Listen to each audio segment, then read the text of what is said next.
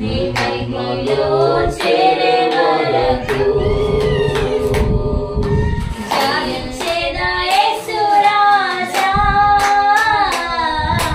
నిన్నే ప్రార్థించేదా యేసు రాజా నిన్నే ప్రార్థించేదా ప్రార్థించేదా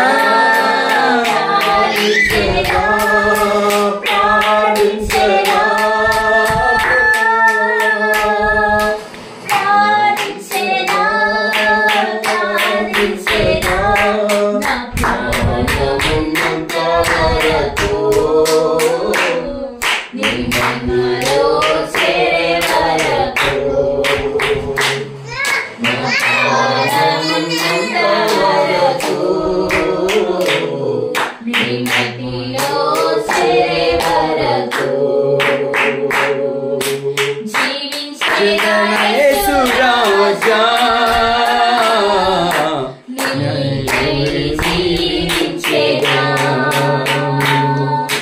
జీవించేదా యేసు రాజా నీకై జీవించేదా జీవించేదా జీవించేదా జీవించేదా జీవించేదా జీవించేదా నా ప్రాణమున్నంత వరకు నీ మహిమలో చేరే వరకు నా ప్రాణమున్నంత వరకు నీ మహిమలో చేరే వరకు హల్లెలూయా హల్లెలూయా హల్లెలూయా.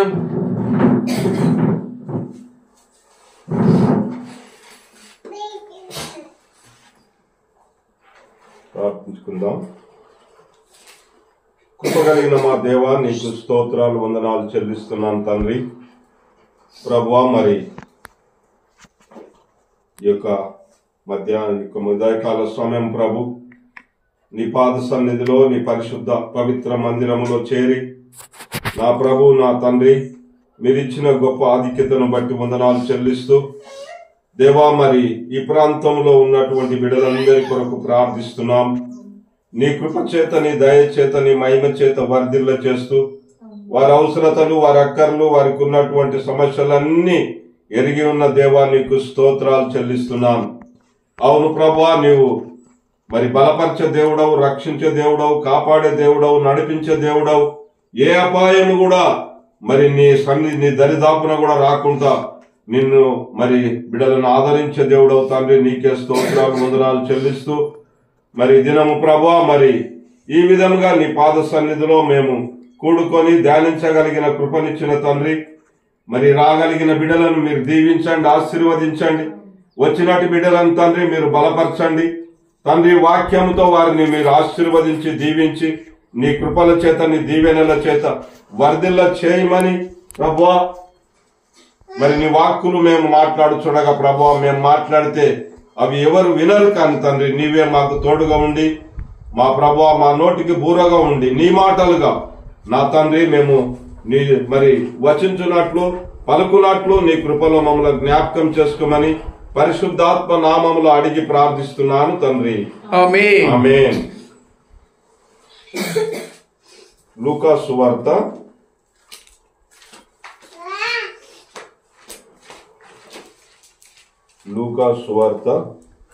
4వ అధ్యాయము. అంతకు ముందు మనం యేసు ప్రభు వారి యొక్క పుట్టుకను గురించి మనకు బాగా తెలుసు. ఎందుకంటే ఆయన ఏ విధంగా ఈ భూలోకానికి రాగలిగాడు, ఏ విధంగా తాను మరి లోకంలో మరి ఉద్భవించగలిగాడు. మనకు ఆ యొక్క మనం బాల్యం నుంచి కూడా అవన్నీ వెరిగిన వారమై ఉన్నాం. ఎందుకంటే యేసుక్రీస్తు ప్రభుల వారు మరి లోకానికి రావడానికే మరి చాలా కారణాలు ఉన్నాయి. ఎందుకంటే ఈ లోకం ఒకసారి ప్రభు అయినటువంటి యెహోవా దేవుడు గత పాత గ్రంథంలోకి వెళ్ళినట్లయితే నోహావు కాలంలో జరిగినటువంటి మహా గొప్ప విపత్తు ఆదికాండము 6వ అధ్యాయంలో మరి ఉంటుంది. మరి జనులు చెడిపోయిన వారుగా ఉంటున్నారు, ప్రజలు వినరులని వారిగా ఉంటున్నారు, వారి ఇష్టానుసారమైన జీవితాలు జీవిస్తున్నారు.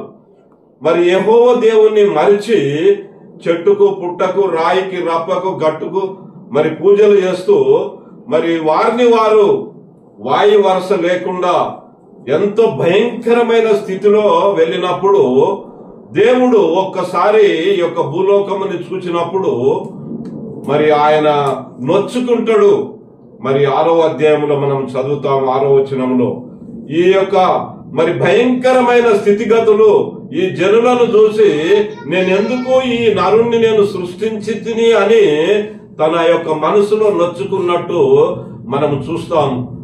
ఆ విధముగా మరి నోహావు దేవునితో నడిచినందుకు దేవుడు అతన్ని పిలిచి ఆయనకు ఒక పని అప్పచెప్పాడు.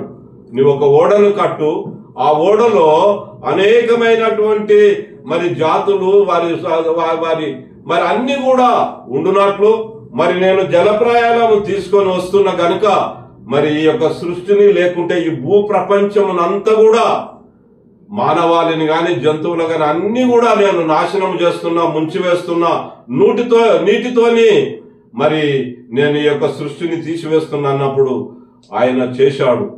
కనుక నోహావు కాలంలో మరి ఎంత జలప్రయాణం వచ్చిందో మనకు తెలుసు. మరి 150 దినములు ప్రచండమైన వర్షము చేత నింపబడి భూలోకం అంతా కూడా నాశనం అయిపోయింది. ఎవ్వరు కూడా బ్రతకలేదు, ఎక్కడ కూడా ఏ జంతువు కూడా లేదు. కానీ నోవా కుటుంబం ఒక్కటే మరి బ్రతకగలిగింది. వారు 3 కుమారులు, 3 కోడళ్ళు, మరి నోహావు భార్య, వారితో కూడా మరి ఉన్నటువంటి ఈ యొక్క జంతువులు గాని ఈ సృష్టిలో మరి ఉన్నటువంటివన్నీ కూడా మరి బ్రతకగలిగినాయి. అక్కడి నుంచి నోహావు నుంచి వచ్చినటువంటి యొక్క జనాంగము విస్తరించి ఫలించి పాపముతో విస్తారమైన పాపంతో నింపబడినప్పుడు మరి ఆదిలో మనకు తెలుసు, మన ఆది తల్లిదండ్రులు ఆదాము అవ్వ చేసిన దోషము నుంచి, చేసిన పాపము నుంచి, ఆజ్ఞ అతిక్రమం నుంచి వారు వెలివేయబడినారు. వారి లోకము మరి ఏదేని తోట నుండి వెలివేయబడి మరి ఈ యొక్క భూమి దున్నుచు మరి వారు బ్రతుకు దినములన్నీ కూడా గడిపినట్టు మనం చూస్తాం. అక్కడి నుంచి వచ్చినటువంటి యొక్క దోషము లేకుంటే పాపము మరి మానవుణ్ణి పట్టి పీడిస్తుంది. మానవుణ్ణి అనేక రీతిలుగా ఆ యొక్క దుష్టుడు, దుర్మార్గుడు, అపవాది లూసిఫరు నాశనము చేస్తూ వస్తున్నాడు. అక్కడి నుంచి దేవునికి మానవునికి విడది కలిగింది. మరి ఆయనతో మానవునితో దేవునికి సంబంధం లేకుండా తెగిపోయినప్పుడు మరి మానవుణ్ణి ఏ విధంగా రక్షించాలా? మొదటి మానవుడు ఆదాము, రెండవ మానవుడు నోహావు కుటుంబము, మూడవ ఆదాము మరి యేసు క్రీస్తు ప్రభు ఈ లోకానికి రావాల. మరి ఎందుకు రావాలా? జనులందరూ కూడా పాపంతో నింపబడి ఉన్నారు. ఆ పాపము పోవాలంటే, ఆ దోషము పోవాలంటే, ఆజ్ఞ అతిక్రమము నుంచి వారు వెలివేయబడిన వారు. ఎందుకంటే దేవుడు చెప్పాడు, యెహోవా దేవుడు ఆ యొక్క చెట్టు తోట మధ్య ఉన్నటువంటి ఫలము మీరు ఎప్పుడైతే తింటారో మీరు ఆత్మ మూలంగా చనిపోతారని చెప్పారు.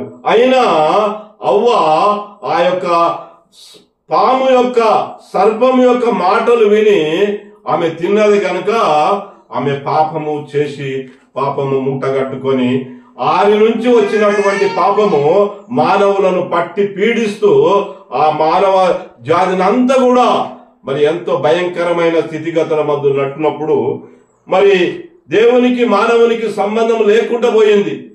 మరి దేవునితో ఎలాంటి సత్సంబంధత లేకుండా పోయినప్పుడు అప్పుడు మరి యెహోవా దేవుడు మరి ఏ విధంగా మానవుణ్ణి తిరిగి నేను నిత్యరాజ్యానికి చేర్చాలా, లేకుంటే నాతో సత్సంబంధం కలిగి ఉండాలన్నప్పుడు అప్పుడు ఆయన యేసుక్రీస్తు ప్రభువును ఈ లోకానికి పంపడానికి ఆయన మరి ఆలోచన చేసిండు.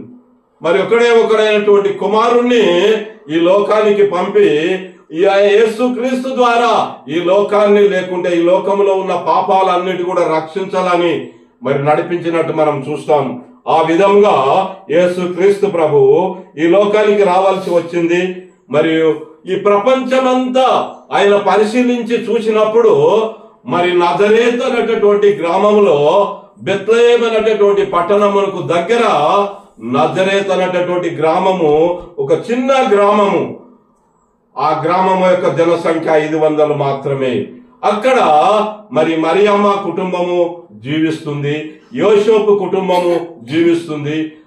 మరి యెహోవా దేవుడు మరి చూచినప్పుడు మరియమ్మ చాలా భక్తి గలదిగా ఉంటుంది, మరియమ్మ కుటుంబము చాలా భక్తిగా ఉంటుంది గనుక మరి దేవుడు మానవ అవతారం ఎత్తాల.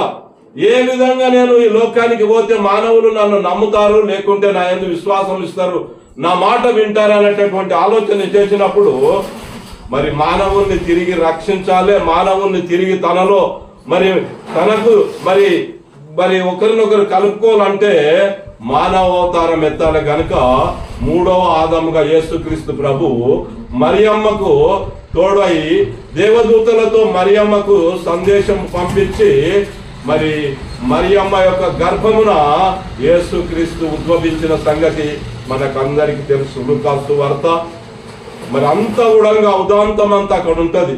ఆ విధంగా ఉండి యేసయ్య దేవుడు మరి అద్భుత రీతిగా ఆశ్చర్య రీతిగా మరి మరియమ్మ గర్భంలో జన్మించిన విషయం మనకు తెలుసు కనుక ఆడ నజరేతు నుంచి బెత్లెహేముకు వెళ్ళి ఆయన జన్మించిన కాలమున ఒక చరిత్రమైనటువంటి మరి సృష్టించినటువంటి కాలం. ఎందుకంటే అప్పటి నుంచి బిఫోర్ క్రైస్ట్, ఆఫ్టర్ క్రైస్ట్, దేవుడు జన్మించిన దినము నుంచి మనకు జనాభా లెక్కలు రాయబడినటువంటి విషయం మనకు తెలుసు. అక్కడి నుండి మరి చరిత్ర కూడా మారినట్టు మనకు తెలుసు కనుక మరి ఆయన మరి యెహోవా దేవుని యొక్క ఆనుతితో మరి మరియమ్మ గర్భంలో జన్మించి ఆయన ఎదుగుతున్న సమయము ఎంతో అమూల్యమైన సమయం. ఒక దేవుడు మానవతారిగా జన్మించి మానవుల్లో జన్మించి మానవుల మధ్య ఆయన నివసించి మరి ఆయన పుట్టుక మొదలుకొని ఆయన యవన దశ వరకు కూడా ఎక్కడ కూడా ఎలాంటి తప్పిదము చేయలేదు, ఎలాంటి పాపము చేయలేదు, ఎక్కడ కూడా ఎవరిని కూడా మరి దూషించినట్టు గాని మరి ఆయన ఎవరిని కూడా మనము మరి కొట్టినట్టు గాని ఎక్కడ కూడా మనము యేసయ్యలో మనము ఏనాడు కూడా పొరపాటు మనము పట్టము గనుక ప్రియమైన బిడ్డలారా, ఆయన బాల్యమంతా మనం చూసినట్లయితే బాల్యమంతా కూడా ఎంతో పవిత్రముగా గడిచింది, ఎంతో ఆనందదాయకముగా గడిచింది, ఎంతో ఆశీర్వాదంతో గడిచింది. తల్లిదండ్రులకు లోబడుచు, తల్లిదండ్రుల యొక్క మాట వించు మరి ఈ లోక సంబంధమైనటువంటి విధానంగా మరి తను జీవిస్తూ ఉన్నాడు. ఎందుకంటే బాల్యము చాలా ప్రాముఖ్యమైంది గనుక మరి 12 సంవత్సరాలప్పుడు ఆయన సునగోగు యెరూషలేము దేవాలయానికి తల్లిదండ్రులతో పాటు వెళ్ళినాడు. అక్కడ వెళ్ళి శాస్త్రులతో పరిచయులతో మరి ప్రచండమైనటువంటి మరి బోధ మరి ప్రశ్నలు అడుగుచున్నాడు. ఆ ప్రశ్నలకు మరి ఆ యొక్క యాజకులు, శాస్త్రులు, పరిచయులు మరి ఈయన యోసేపు కుమారుడు కాదా, మరియమ్మ కుమారుడు కాదా, ఈ జ్ఞానము ఎక్కడి నుండి వచ్చిందని వారు ప్రశ్నించినట్టు మనం చూస్తాం. కనుక ఆయన దైవ కుమారుడు, దేవుని యొక్క కుమారుడు కనుక ఆయన మరి వారందరినీ కూడా ప్రశ్నించినట్లు మనం చూస్తాం. ఆ విధంగా అక్కడి నుంచి ఆయన 12 సంవత్సరాల నుంచి మరి 30 సంవత్సరాల వరకు తల్లిదండ్రుల ఆధీనంలో పెరిగి మరి 30 సంవత్సరాలు వచ్చినప్పుడు ఆయన యోర్దాను నదికి వెళ్ళినట్టు మనం చూస్తాం. యోర్దాను నదిలో యోహాను చేత ఆయన బాప్తిసము పొందినప్పుడు మరి 30 సంవత్సరాలు ఆయన యొక్క పొందుకున్నటువంటి మరి గొప్ప నిరీక్షణ, భక్తి, నమ్మకము మరి ఎలాంటి పొరపాటు చేయని విధంగా ఆ యొక్క బాప్తిసం ఎప్పుడైతే యోర్దాను నదిలో యోహాను ఇస్తాడో ఆకాశము తెరవబడుతుంది. ఆకాశము నుండి ఈయనే నా ప్రియ కుమారుడు, ఈయన యందు నేను ఆనందించుచున్నటువంటి ఒక శబ్దము పావరం వలె పరిశుద్ధాత్మ అతని మీదకి వచ్చినప్పుడు జనులందరూ ఆశ్చర్యపోతాడు.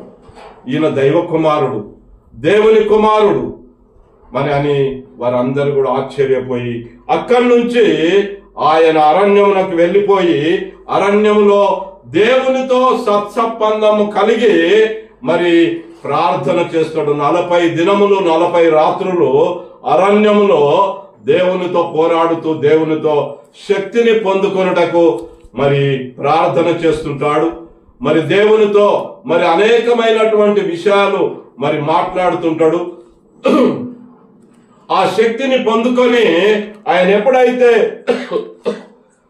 ఆ యొక్క ప్రార్థన ముగిస్తాడో వెంటనే వీడు లూసిఫర్ గాడు ఆయనకు రెడీగా ఉంటాడు ఆయనను శోధించడానికి. ఎందుకంటే ఆదిలో ఏదెను తోటలో మరి దేవుడు సృష్టించినటువంటి అవ్వను ఆదమును ఏ విధంగా శోధించాడో ఇక్కడ కూడా రెడీగా. ఎందుకంటే మరి యేసుక్రీస్తు ప్రభు అంటే సాతానుగానికి గిట్టదు గనుక ఆయనను శోధించాలి, ఆయనను పడగొట్టాలి, ఆయనను మరి అని చెప్పి ఆయన దగ్గరికి వచ్చి అనేక రీతులుగా శోధనలు చేస్తాడు. నువ్వు ఇన్ని రోజులు 40 రాత్రులు 40 పగలు నువ్వు ఉపవాసం ఉన్నావు, నువ్వు ఆకలి కొని ఉన్నావు గనుక నువ్వు ఆజ్ఞ ఇస్తే ఈ రాళ్ళు రొట్టెలుగా మారుతాయని మరి మరి యేసుక్రీస్తు ప్రభుతో పలికినప్పుడు యేసుక్రీస్తు ప్రభు అంటాడు కదా, మానవుడు రొట్టె వలన మాత్రము జీవించడు, దేవుని నోట నుండి వచ్చే ప్రతి మాట నుండి ఆయన జీవిస్తాడని మరి దానికి జవాబు మరి బదులు చెప్పినట్టు మనం వింటాం. ఆ విధంగా మరి ఈ యొక్క పెద్ద కుండల మీదకి తీసుకెళ్లి ఈ భూలోకం అంతా కూడా నా అధీనంలో ఉంది, నా అండర్లో ఉంది, నువ్వు ఒక్కసారి నాకు నమస్కారం చేసినట్లయితే ఇదంతా కూడా నీకు అప్పగిస్తానని చెప్పి మరి సాతానుడు మరి యేసుక్రీస్తు ప్రభువును శోధిస్తున్నట్టు మనం చూస్తాం. అప్పుడు అంటాడు, నీ దేవుడైన యెహోవాను నీ దేవుడైనటువంటి యెహోవాకు తప్ప మరి ఎవరికి నమస్కారం చేయకూడదని దేవుడు గద్దించినప్పుడు అక్కడి నుండి మరి యెరూషలేము దేవాలయం మీదకి తీసుకెళ్తాడు.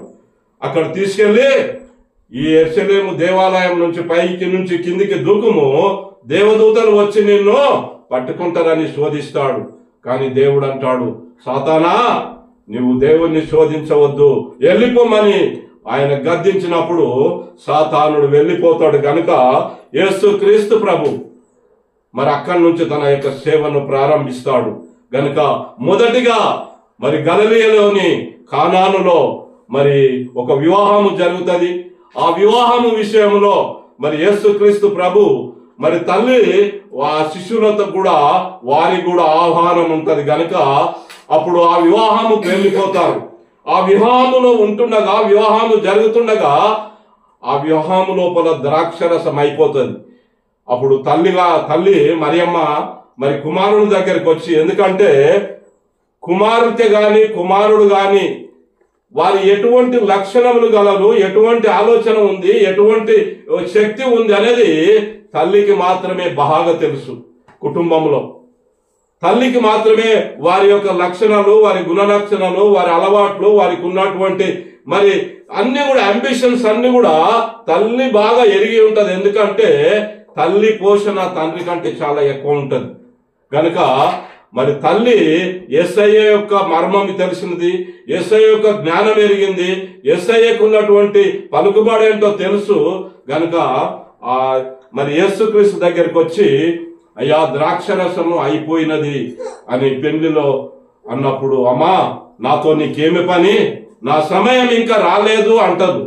అయినా ఆమె ఏమంటదంటే మరియమ్మ అక్కడ ఉన్నటువంటి ఆ పరిచారకులను చూసి, ఆయన చెప్పిన మాట మీరు చేయుడి, అంతే, ఆయన చెప్పిన మాట మీరు చేయుడు అన్నప్పుడు యేసుక్రీస్తు ప్రభు ఆలోచన చేసి అక్కడ ఒక 6 రాతి బాణాలు పడి ఉంటాయి.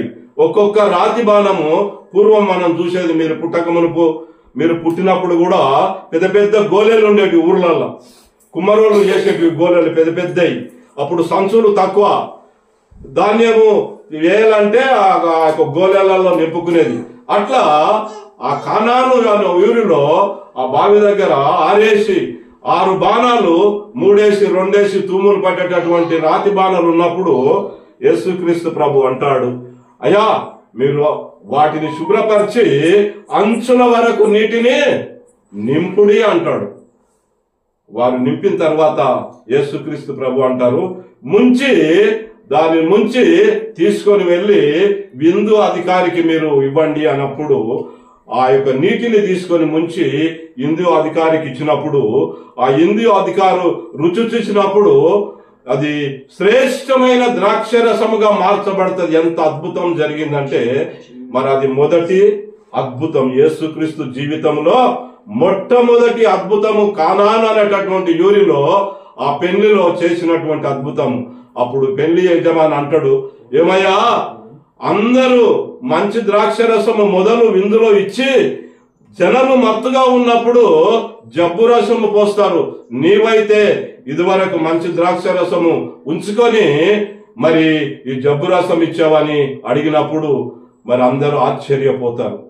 ఆ యొక్క ద్రాక్షరసము ఎక్కడి నుండి వచ్చిందో, ఏ విధంగా వచ్చింది, అయ్యో ఆ యొక్క హిందూ యజమానికి తెలియదు, ఎవరికి తెలియదు.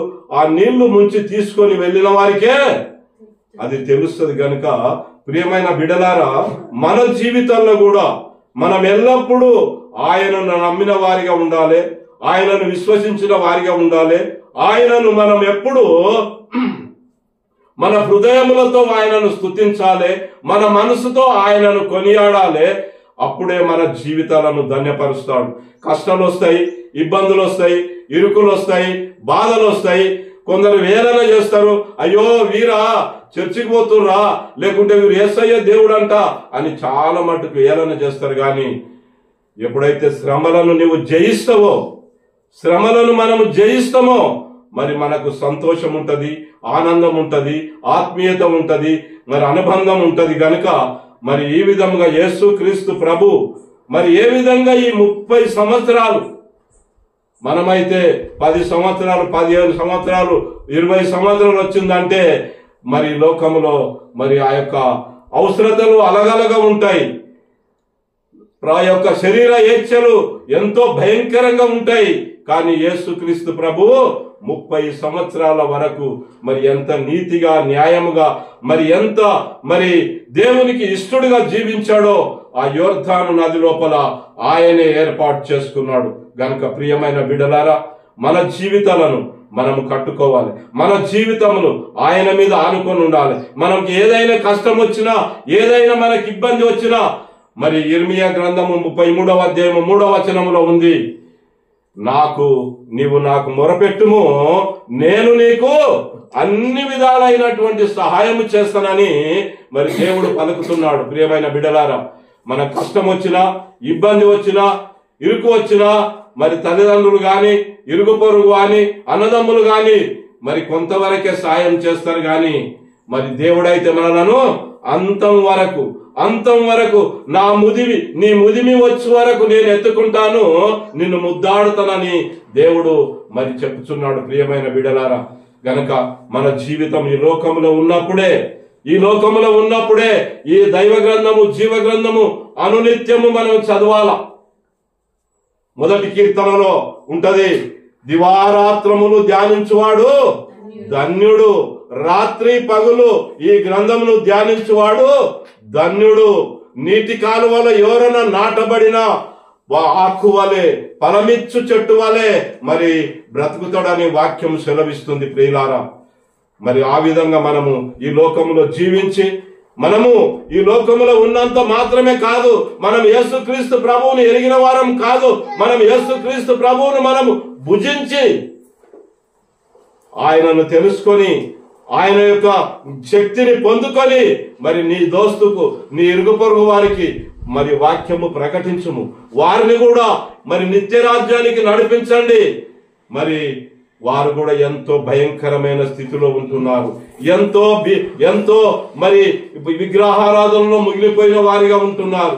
ఈ రోజులలో మనం చూసినట్లయితే మీరు వాక్యం వింటుంటారో లేదో, యూట్యూబ్ చూస్తుంటారో, అనేకమైన కోమట్లు, అనేకమైన బ్రాహ్మణులు, అనేకమైనటువంటి పూజారులు మరి ఈ వాక్యం కొరకు తపన పడుతున్నారు. ఈ వాక్యమును చదివి వారు మారు మనసు పొంది దేవునికి ఇష్టలుగా జీవిస్తున్నారు. కానీ ఎన్నికలేనటువంటి మనము దేవుడు ఏర్పాటు చేసుకున్నాడు గనుక ప్రియమైన బిడ్డలారా, ఆ విధంగా మన జీవితాలను ధన్యపరుచుకొని మనలను మనము తగ్గించుకొని యేసయ్య నామములో పాటలు పాడుతూ, కీర్తనలు పాడుతూ, వాక్యము చదువుతూ మరి మనము ముందుకు సాగినట్లయితే ఆ దేవుడే మీ కుటుంబాలను ఆదరిస్తాడు, ఆ దేవుడే మీకు ఆరోగ్యం ఇస్తాడు, ఆ దేవుడే మిమ్మల్ని నడిపిస్తాడు, ఆ దేవుడే మిమ్మల్ని ఆదరిస్తాడు. నువ్వు పొలం కాడికి వెళ్ళినా, నువ్వు ఇంకొక పని చేసినా, నువ్వు ఇంకెక్కడున్నా కూడా నిత్యము నీవు ఆయనను స్తుతించి నీ పని మొదలు పెట్టుకో. నీకు సమృద్ధి కలుగుతుంది, సంతోషము కలుగుతుంది, ఆరోగ్యము కలుగుతుంది, ఆనందము కలుగుతుంది. గనుక మనం చూసినాం దానియేలు గ్రంథము, షడ్రక్ మెషక్ అబేద్నెగోలను చూసినాం. వారు యవనస్తులు, ఇశ్రాయేలు దేశము నుండి మరి వాళ్ళను చెరబట్టుకొని తీసుకుపోయినాడు బబులోను దేశానికి. కానీ వారు ఏమి చేశారు? 60 మూరల పొడవు, 6 మూరల వెడల్పు ఒక బంగారు పతిమెను నిలబెట్టిండ్రు. ఆ దేశమంతా కూడా అక్కడ కూర్చొని దానికి మొక్కుతున్నారు. కానీ షడ్రక్ మెషక్ అబేద్నెగోలు మేము మాత్రము ఈ బొమ్మకు మొక్కము, నమస్కారం చేయము అని రాజుతో ఛాలెంజ్ చేసినట్టు మనం చూస్తాం. అప్పుడు ఆ అగ్నిగుండము మరి 7 అంతలు ఎక్కువ చేసి మరి రాజు చెప్తున్నాడు, షడ్రక్ మెషక్ అబేద్నెగోలు నా మాట వినుడి అంటే అప్పుడు రాజుకు ప్రత్యుత్తరం ఏమిస్తున్నారు? మేమైతే ఈ బొమ్మకు మొక్కము, మా దేవుడు రక్షిస్తాడు. ఒకవేళ మా దేవుడు రక్షించకపోయినా మేము మరి ఈ బొమ్మకు మాత్రం మొక్కమన్నప్పుడు వారిని తీసి అగ్నిగుండంలో వేసినారు. మనకు తెలుసు బాగా కథ. మరి వారు ఏం చేస్తున్నారు? పాటలు పాడుతూ తిరుగుతున్నారు అగ్నిగుండంలో. ఒక తల ఎంట్రుక కూడా వారిని కాలిపోలేదు. అప్పుడు రాజు సమకులు, అధికారులు, సామంతులు అందరూ చూసి ఆశ్చర్యపోతున్నారు. ఏంటిది, మనం 3 నేస్తే 4 తిరుగుతుండ్రు. ప్రియమైన బిడ్డలారా, ఎప్పుడు కూడా మనలను విడువని దేవుడు, ఎప్పుడు కూడా మనలను వదలని దేవుడు.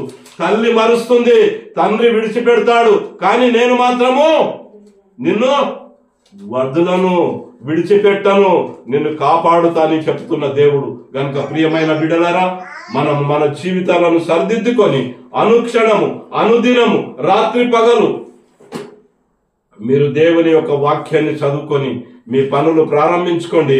మీకు ఆరోగ్యం ఇస్తాడు, ఎముకలకు శక్తి ఇస్తాడు, మీకు జ్ఞానం ఇస్తాడు, మీకు సమస్తం ఐశ్వర్యం ఆది అన్ని ఇస్తాడు. గనుక ప్రియమైన బిడ్డలారా, మరి మనమొక్కరమే యేసుక్రీస్తు దగ్గరికి వెళుతామా? మనమొక్కరమే నిత్యరాజ్యానికి పోదామా? కాదు.